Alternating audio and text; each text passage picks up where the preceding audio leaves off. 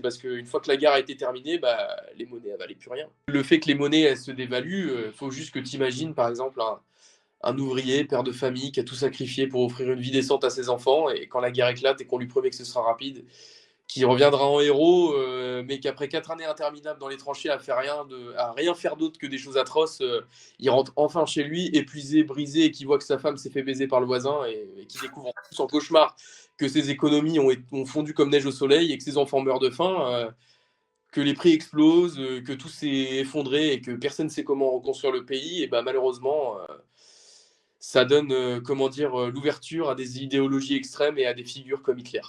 Et donc là, on tombe dans la Seconde Guerre mondiale, 39-45. Et là, c'est encore pire.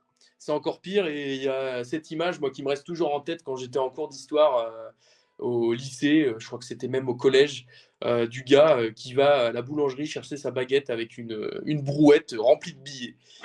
Ça, c'est totalement horrible et malheureusement, ça se passe encore aujourd'hui. C'est pas Ouais, bien juste sûr. un phénomène d'histoire.